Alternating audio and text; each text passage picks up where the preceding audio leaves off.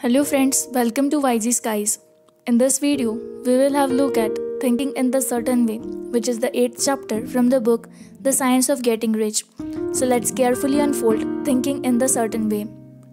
Turn back to chapter 6 and read again the story of the man who formed a mental image of his house, and you will get a fair idea of the initial step towards getting rich. You must form a clear and definite mental picture of what you want. You cannot transmit an idea unless you have it yourself. You must have it before you can give it, and many people fail to impress thinking substance because they have themselves only a vague and misty concept of things they want to do, to have, or to become. It is not enough that you should have a general desire for wealth to do good with. Everybody has that desire. It is not enough that you should have a general desire for wealth. It is not enough that you should have a wish to travel, see things, live more, etc. Everybody has those desires also. If you were going to send a wireless message to a friend, you would not send the letters of the alphabets in their order and let him construct the message for himself. Nor would you take words at random from the dictionary. You would send a coherent sentence, one which means something. When you try to impress your wants upon the thinking substance, remember that it must be done by a coherent statement. You must know that when you want and be specific and definite, you can never get rich or start the creative power into action by sending out unformed longings and vague desires. Go over your desires just as the man I have described went over his house. See just what you want and get a clear mental picture of it as you wish it to look when you get it. That clear mental picture you must have continually in mind. As the sailor has in mind the port towards which he is sailing the ship, you must keep your face towards it all the time. You must not no more lose sight of it than the helmsman loses sight of the compass. It is not necessary to take exercises in concentration, nor to set apart special times for prayer or affirmation, nor to go into the silence, nor to do occult stunts of any kind. Some of these things are well enough, but all you need is to know what you want and to want it badly enough so that it will stay in your thoughts. Spend as much of your leisure time as you can in contemplating your picture, but no one needs to take exercises to concentrate his mind on a thing which he really wants. It is the things you do not really take care about which require effort to fix your attention upon them, and unless you really want to get rich, so that desire is strong enough to hold your thoughts directed to the purpose as the magnetic pole holds the needle of the compass, it will hardly be worthwhile for you to try to carry out the instructions given in this book.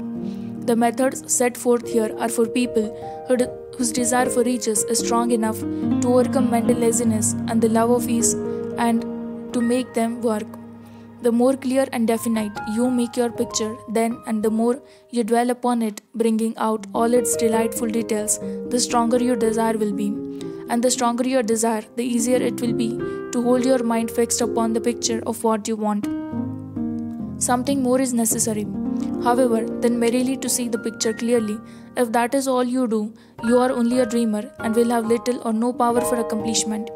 Behind your clear vision must be the purpose to realize it, to bring it out in tangible expression. And behind this purpose must be an invincible and unwavering faith that the thing is already yours and it is at hand when you have only to take possession of it. Live in the new house mentally until it takes form around you physically. In the mental realm, enter at once into full enjoyment of the things you want.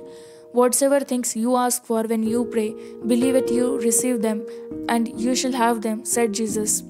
See the things you want as if they were actually around you all the time. See yourself as owning and using them.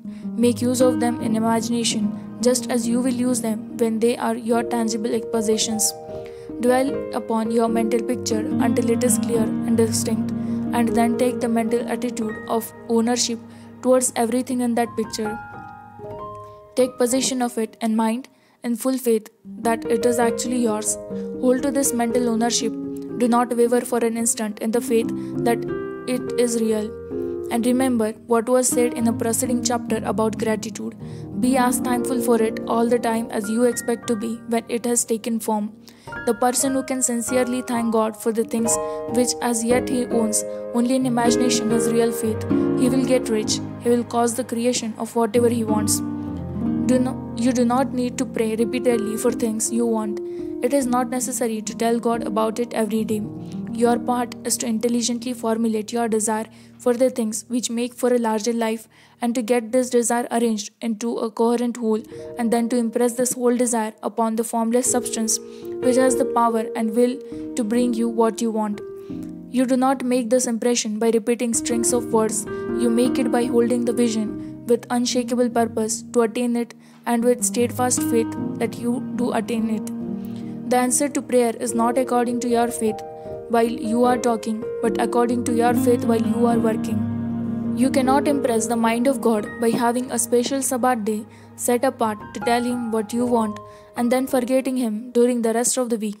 You cannot impress Him by having special hours to go into your closet and pray if you then dismiss the matter from your mind until the hour of prayer comes again.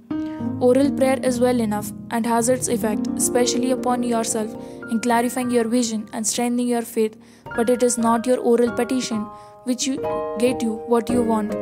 In order to get rich, you do not need a sweet hour of prayer, you do not need to pray without ceasing.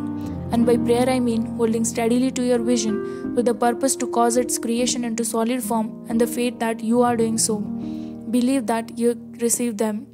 Once you have clearly formed your vision, the whole matter turns on receiving. When you have formed it, it is well to make an oral statement addressing the Supreme in gratitude. Then, from that moment on, you must, in mind, receive what you ask for. Live in the new house, wear the fine clothes, ride in the automobile, go on the journey, and confidently plan for greater journeys. Think and speak of all the things you have asked for in terms of actual present ownership.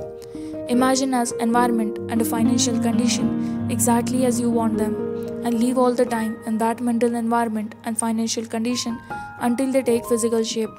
Mind, however, that you do not do this as a merry dreamer and castle builder. Hold to the faith that the imaginary is being realized and to your purpose to realize it. Remember that it is faith and purpose in the use of the imagination which make the difference between the scientist and the dreamer. And having learned this fact, it is here that you must learn the proper use of the will. Thank you friends for watching this video and listening to us carefully. Do subscribe to our channel YG Skies as we keep trying to reach out to you every single time we upload video on this channel. We keep bringing more and more informative and motivational stuff to you through our videos. So do subscribe to YG Skies and don't forget to press the bell icon.